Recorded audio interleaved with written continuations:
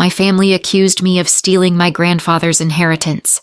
I let them, because the truth was, I never stole a penny.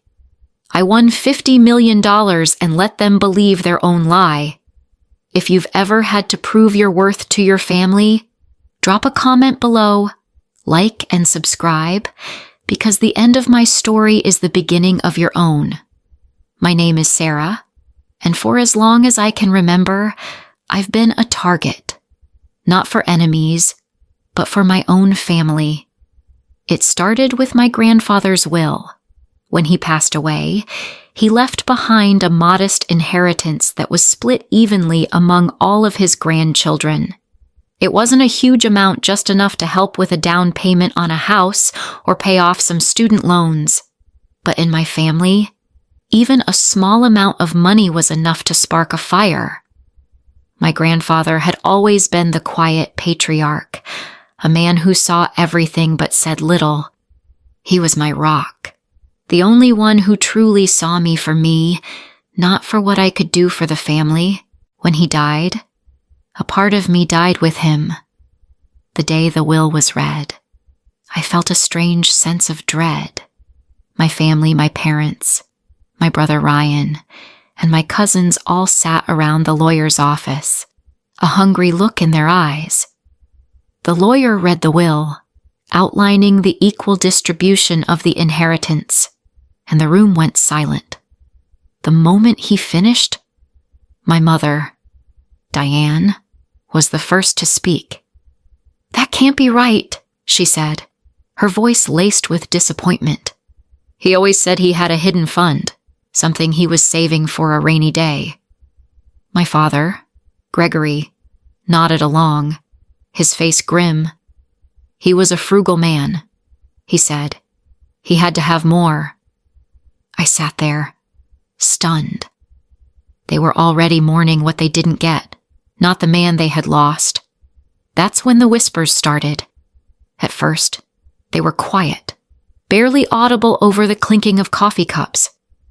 "He was close to Sarah," my cousin, Jennifer, said. "She probably knew where the rest of it was." My brother Ryan, the golden child of the family, simply laughed. "Sarah and Grandpa, you've got to be kidding me. She's the last person he'd trust with his money." But it was all a lie. I had never spoken to my grandfather about his finances.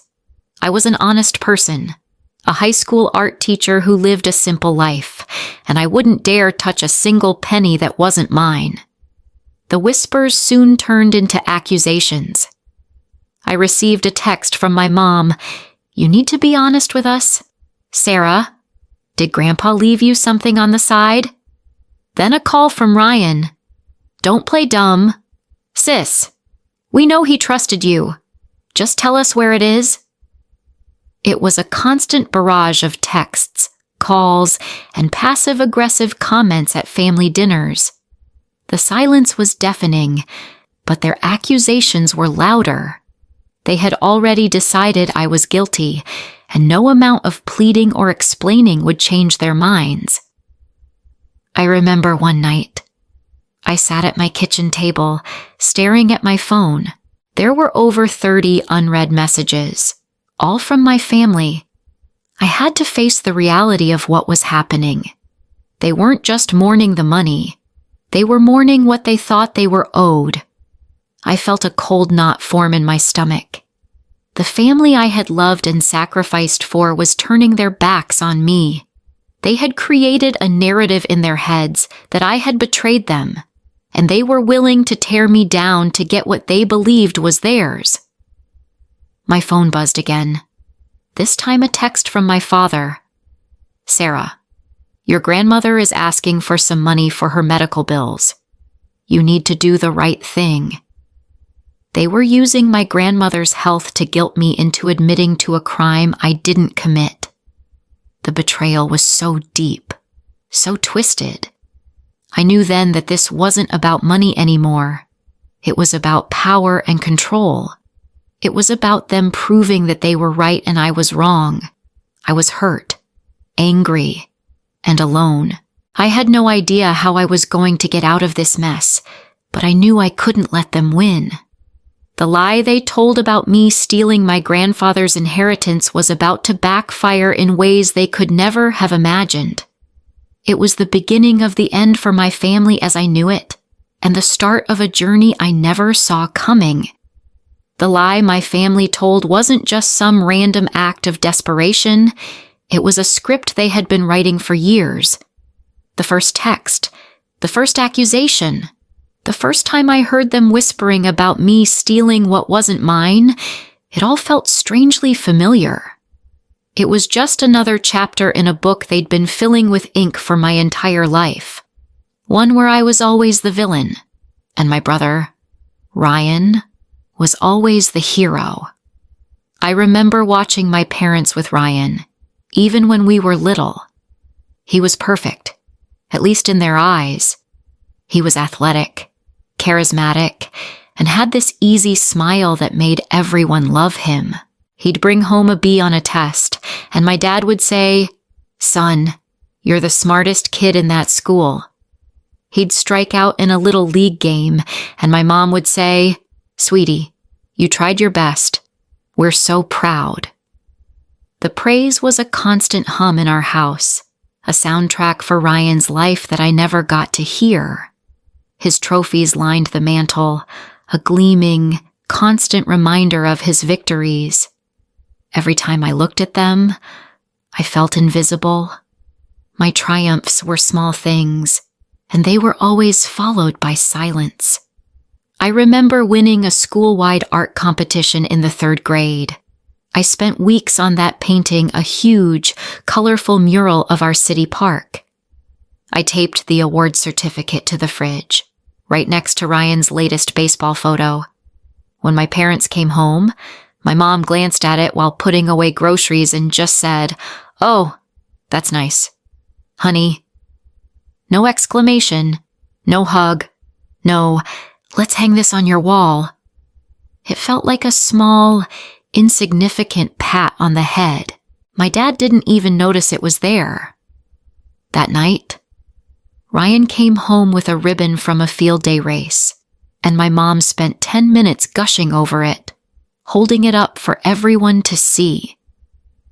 I felt a cold kind of emptiness settle in my chest, a feeling that would become a constant companion. It wasn't just the big things, it was the little moments too. When I got my driver's license, my dad's only response was, "Good.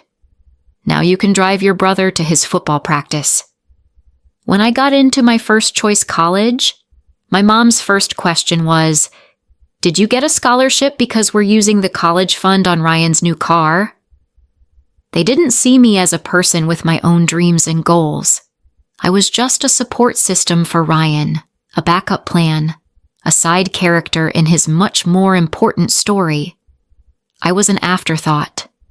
Ryan always knew he was the golden child, and he used it to his advantage. He would come to me with his problems, not because he trusted me, but because he knew I'd always help. When he needed a new laptop for college, he told our parents he couldn't afford it and didn't even mention his part-time job. I ended up giving him all of my savings to help him out. When he needed a ride somewhere, he'd promised to pay me back for gas, a promise he never kept. He had this charming way of making you feel like you were helping him, but it was all just a game to him. He was a master manipulator, and I was his favorite pawn. The one thing that brought me solace, the one person who saw me as more than just a supporting character, was my grandfather. He wasn't like the others. He never asked about my grades or my future plans. He just listened. We would sit on his front porch for hours, just talking about nothing. He'd tell me stories about his youth, and I'd tell him about my passion for teaching art. He never once made me feel like I was a burden. When he died, it felt like the only person who had ever truly seen me was gone. I was alone again, left to fend for myself against a family that had always treated me like a ghost. My grandfather's death hit me hard. A part of me died with him, and I knew I couldn't go back to the way things were. I couldn't be their backup plan, their punching bag. I decided to start focusing on my own life. I got a full-time teaching job, started saving my money, and focused on my art. I thought I had finally found a way to escape their gravitational pull, to create my own story. But I was wrong. The family's sense of entitlement was a black hole, and no matter how far I ran, it always seemed to pull me back in. And now here I was, 30 years old, sitting in my kitchen, staring at a phone full of insults and accusations. The same family that never noticed my art, never celebrated my successes, never offered a word of praise, was now accusing me of a crime I didn't commit. They didn't even hesitate. They just assumed the worst. I knew in my heart they didn't really care about my grandfather's money. They just cared about money in general, and they were willing to tear me down to get what they wanted. I was nothing more than an obstacle in their path, and they were going to do whatever it took to get rid of me. The lies, the betrayal, the abandonment, it was all just a part of the plan. And I was just the black sheep, a ghost in the family narrative, and they were going to make sure that I stayed that way. My phone screen had gone dark, but the words still burned in my mind.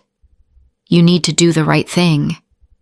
The irony was so thick I could choke on it. The right thing. My entire life had been a series of right things for my family, a silent debt I'd been paying with no end in sight. They didn't just forget about me, they built their lives on my unseen sacrifices, treating me like a personal fund they could tap into whenever they needed.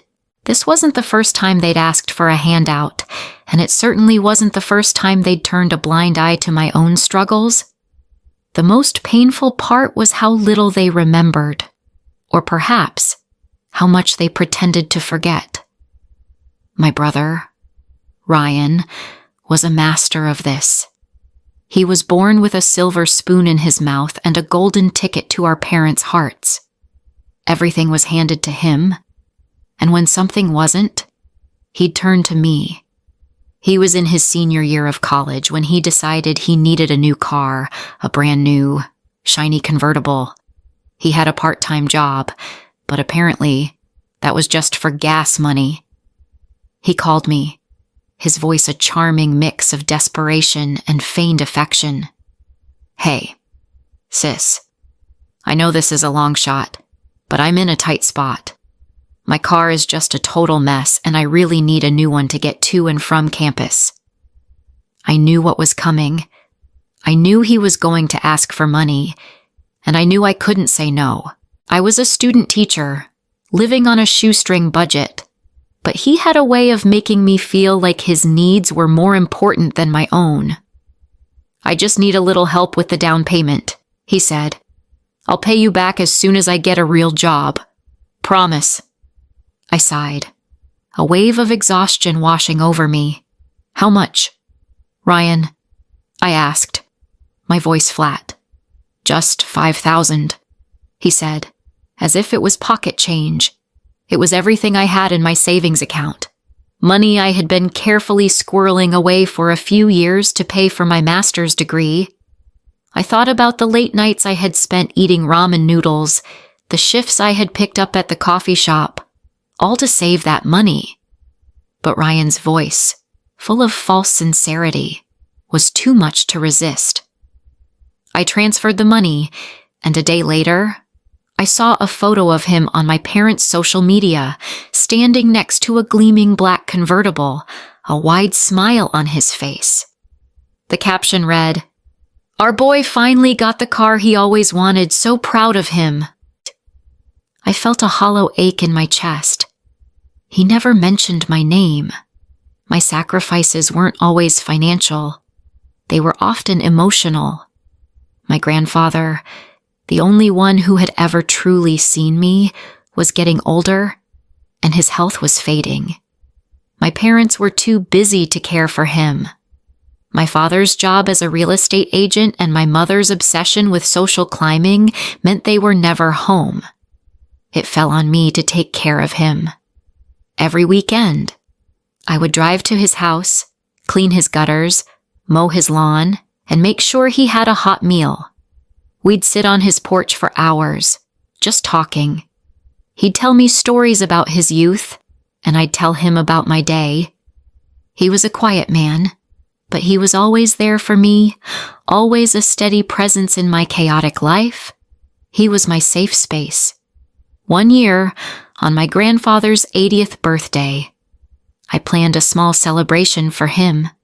I baked his favorite cake, bought him a gift, and decorated his porch with balloons. I invited my parents and Ryan, but they all had prior commitments. My mother was too busy planning a charity gala. My father was swamped with work, and Ryan was too tired after a big game. So it was just the two of us, sitting on the porch, eating cake. "It's a good thing I have you, Sarah," my grandfather said, his voice soft. "It's all I need." I smiled, but my heart ached. I knew he was lonely, and I knew he deserved more than just me. It was a moment of bitter truth, a reminder that I was the only one who truly cared. This pattern continued my entire life. My own milestones were never celebrated, never even acknowledged. The year I got my first full-time teaching job, I was ecstatic. I had worked so hard, and I finally felt like I was starting my own life. I called my mom to tell her the good news, but she was too busy to talk. "Oh, that's nice. Honey," she said, her voice muffled. "Ryan just got a promotion, so we're throwing a huge party for him. You should come." I felt a pang of resentment, a familiar feeling that had been festering inside me for years. It was always about Ryan. Always. He got a new car, a new job, a new life, and my parents were right there, applauding him, telling him how proud they were. I was just a ghost, an echo in the background of their lives. My life was a series of small, quiet victories, while Ryan's was a constant parade of accomplishments. He got married a few years later, and it was a huge, extravagant affair. My parents spent months planning it, pouring thousands of dollars into every detail.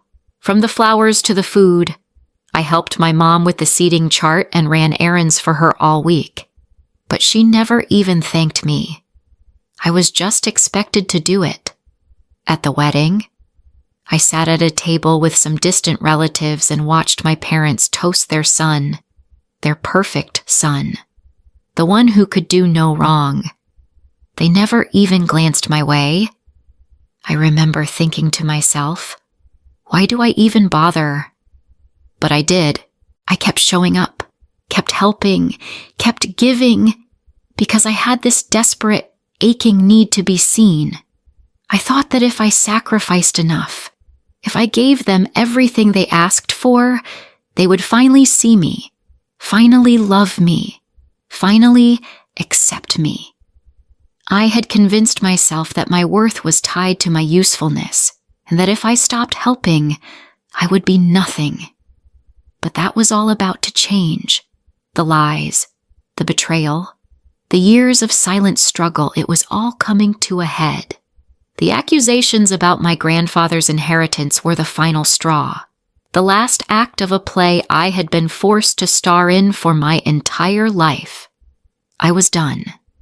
Done with the sacrifices, done with the quiet misery, and done with being a ghost in my own family. I was about to find out just how far they were willing to go to get what they wanted, and they were about to find out just how far I was willing to go to protect myself. The game was over, and I was about to play by my own rules. My phone was a ticking time bomb. Every notification was a fresh wave of anxiety, a new passive-aggressive text from my family. But the calls were the worst. I'd see my mom's name pop up, and my stomach would drop. It was always a monologue, a carefully crafted performance designed to make me feel small. A few days after the will was read, my mom called me. "Sarah, your father and I are just heartbroken," she started, her voice heavy with manufactured sadness. "We can't believe Grandpa would leave us all so little. It's just not like him. He must have made a mistake." I knew what she was doing.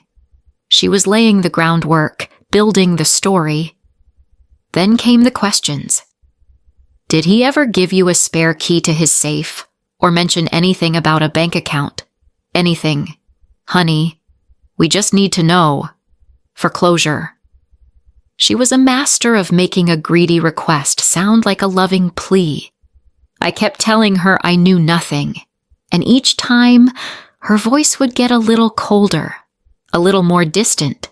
"Well, that's a shame," she'd say.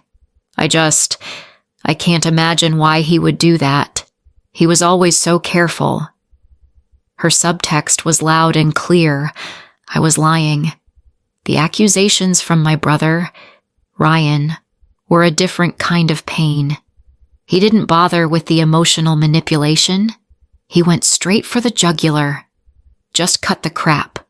Sarah," he said, his voice hard. "You know where the money is. Just give us what's ours, and we can all move on." He talked about it like it was a business deal, not a family matter. I tried to explain, to reason with him, but he just laughed. "Oh, please," he scoffed. "You, the black sheep. Suddenly you're an honest person. Don't make me laugh. We all know you're only good for one thing, getting what you want, no matter the cost." His words hit me harder than any of my mom's passive-aggressive texts. He had always been the golden child, the one who could do no wrong. He never had to prove himself, never had to fight for anything. Everything was handed to him, and he had the audacity to call me a fraud. I just hung up. I couldn't listen to it anymore. I felt my hands shaking. The cold knot in my stomach turned into a burning fire. I was furious, but the worst was yet to come. A few weeks later, I was scrolling through social media when I saw it. A post from my cousin, Jennifer. It was a photo of me and my grandfather at his 80th birthday party, the one where my family had all bailed on me. The caption read, "Remembering my sweet grandpa. He would have been so proud of his family. Sad to see some people only cared about his money." It was a public jab, a subtle accusation that everyone could see.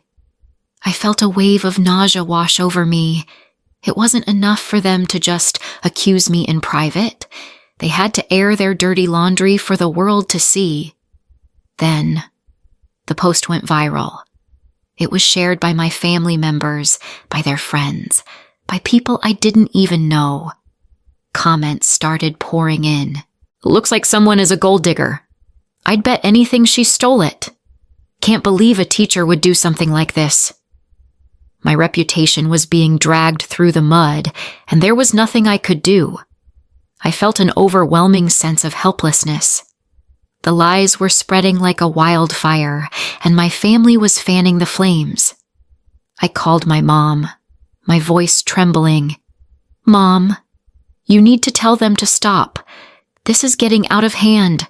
"Sarah," she said, her voice dripping with false sympathy. "You need to understand our side. We're just trying to get what's rightfully ours. We're a family." It was a moment of shocking clarity. They weren't just trying to find money. They were actively trying to destroy my life to get it. They were using my reputation, my job, my dignity as collateral. They didn't see me as a person anymore. I was just a barrier, an obstacle they had to tear down. I hung up, a lump forming in my throat. I couldn't believe what was happening. This wasn't the family I grew up with. This was a pack of wolves, and I was their prey. I felt a deep sense of pain, a pain so profound it was physical. My family, the people who were supposed to love and protect me, were the ones trying to ruin me. They had created this vicious lie, and they were all too happy to watch it burn my life to the ground. They had decided that my dignity was a small price to pay for what they believed was theirs, and they were about to learn just how wrong they were. The lie was a match, and the internet was gasoline. What started as whispers and passive-aggressive texts within my family quickly turned into a raging fire that consumed my entire life. My teaching career, the one thing I had poured my heart and soul into, was the first casualty. It started with an email from a parent, then another, and another. The accusations were relentless, and they all sounded the same. "I can't believe you'd let a thief teach our children," and "My daughter deserves a role model with integrity." I felt sick to my stomach every time I opened my inbox. I tried to ignore it at first, but it was impossible. The whispers followed me to the grocery store, to my coffee shop, even into my own classroom. I could feel the parents' eyes on me during drop-off and pickup, their stares full of judgment and disgust. They had decided I was a monster, a criminal, a greedy person who would steal from her own family. It was a character assassination, and I was all alone. The principal, Mr. Harrison, called me into his office. He was a kind man, but his eyes held a look of forced sympathy. He gestured to the chair in front of his desk, and I sat down, my hands trembling. "Sarah," he said, his voice soft. "I'm sure you're aware of the situation. We've been receiving a lot of emails and phone calls. It's becoming a distraction." He talked about the reputation of the school and the needs of the students. But I heard what he was really saying. This wasn't about the truth. It was about public opinion. He pulled out a folder and slid it across the table. "We've had to consider a number of options," he said. "The school board is very concerned. They've asked me to ask for your resignation. It's not a firing, Sarah. It's a mutual agreement. For the good of the school." I felt the blood drain from my face. I had worked so hard for this job. I loved my students. They were my everything. And just like that, it was gone. He looked at me, a helpless look in his eyes. "I'm so sorry. Sarah, I wish I could do more." But I knew he couldn't. He was just doing what he was told. I felt a wave of despair wash over me. I was a casualty of war, and my family had just won the first battle. I signed the papers, my hands shaking so badly I could barely hold the pen. The only thing I could think about was my grandfather, the man who would have been so proud of me for being a teacher. Now, I was a disgrace. I walked out of that school for the last time with my head held high. But the moment I got in my car, the dam broke. I sobbed uncontrollably, my body shaking with the force of my tears. I had lost everything. My job, my reputation, my sense of purpose. I had nothing left. I just sat there in my car, staring at the empty parking lot, feeling a profound sense of emptiness. My phone buzzed. A new text from my mom. "This is what happens when you're dishonest. Sarah, we told you to just be honest with us." The message was a dagger to my heart. They didn't even care that I had lost my job. They just cared that they had been proven right. I was about to drive away when I saw a car pull up beside me. It was a familiar face, a face I hadn't seen in a long time. It was my uncle, Robert, my dad's brother. He got out of his car and walked towards me, his face etched with concern. He didn't say a word, just opened my car door and sat down beside me. I was a mess. My face stained with tears and my hair a tangled mess. "I heard what happened," he said, his voice quiet. "I'm so sorry. Sarah." I just shook my head. "They won. Uncle Robert. They won." He looked at me, his eyes full of compassion. "They didn't win, kid. They just showed their true colors." He reached into his pocket and pulled out his phone. "I saw the posts. I called your mom and your father. I told them to stop spreading lies about you. They didn't listen." He paused for a moment. "They told me that you've been a black sheep your whole life, that you've always been jealous of Ryan, and that you're just a selfish person who would do anything for money." I felt a fresh wave of tears well up in my eyes. "They said that," I whispered. "They said that to you?" He nodded. "They did. But I didn't believe them. I never did.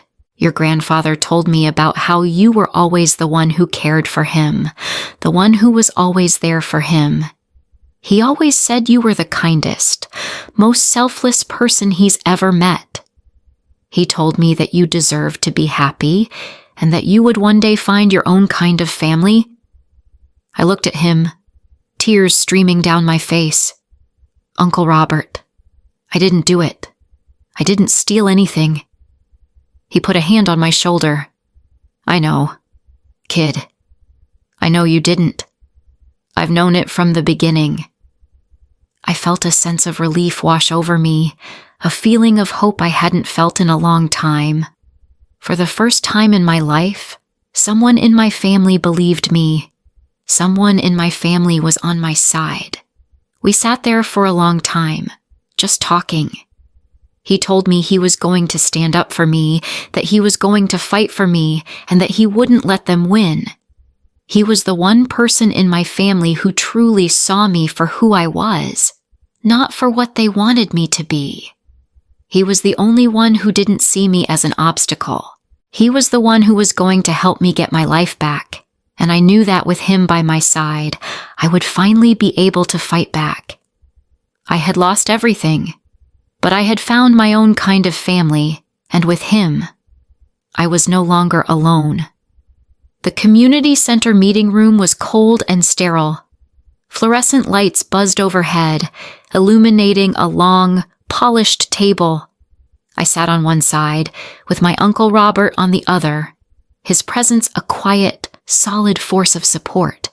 My family, my parents, Ryan, and a handful of my cousins all filed in, their faces a mixture of self-righteous anger and undisguised contempt. They had chosen this place, this public space, to air their grievances, thinking it would pressure me into a confession. They were wrong. My mother, Diane, started the meeting. "Sarah, we're all here because we love you," she began, her voice dripping with fake concern. "And we just want you to do the right thing." I almost laughed. They had slandered my name, cost me my job, and now they wanted me to do the right thing. The audacity was breathtaking. Ryan, ever the golden child, leaned forward, his face a mask of disappointment. "Look, Sarah, we all know what you did. Just tell us where the money is, and we can move on." The others chimed in, their voices a cacophony of accusations. "You ruined your career," one cousin said. "You're a disgrace to this family," another added. My father, Gregory, simply sat there, his arms crossed, a smug, satisfied look on his face. He knew he didn't have to say a word. Their words were daggers, but for the first time in my life, I felt nothing. I was calm, centered, and ready. I let them talk, letting the years of anger and resentment wash over me. I watched their faces, their gestures, their body language. They were putting on a show, a performance designed to make me feel small and insignificant. But I was no longer a ghost in my own story. I was the lead, and it was time for my monologue. I took a deep breath. I've listened to all of you, I began, my voice clear and steady. And I have to say, I'm disappointed. Not because of what you've said, but because of what you've proven. My mother scoffed. We've proven nothing but your selfishness. Sarah. I smiled. A genuine, cold smile. No, Mom. You've proven that you're so desperate for money, you're willing to destroy your own daughter's life to get it. The room went silent. They were stunned. This wasn't the Sarah they knew. This wasn't the weak, passive person they'd been bullying for years. This was a new person. A person who had found her voice. Ryan, ever the one to take control, stood up. Stop it. Sarah, just tell us where Grandpa's money is, and we can end this. I shook my head. There is no hidden fund. There is no secret inheritance. I paused, letting the words sink in. There never was. Their faces fell. They were confused. My father's smirk had vanished, replaced by a look of bewildered frustration. Then, what was all this about? He stammered. I took another deep breath and looked at all of them, one by one. I looked at my mother, who had always put Ryan first. I looked at Ryan, who had always taken advantage of me. I looked at my father, who had always been cold and distant. I looked at my cousins, who had so willingly thrown me to the wolves. You're right about one thing, I said, my voice barely above a whisper. I am a millionaire. I just didn't get it from Grandpa. I reached into my bag and pulled out a small, folded piece of paper. The room was so quiet. You could hear a pin drop. I won the lottery, I said, my voice gaining strength. A few weeks ago, I won $50 million. The air left the room. My mother gasped, a hand flying to her mouth. My father's jaw went slack.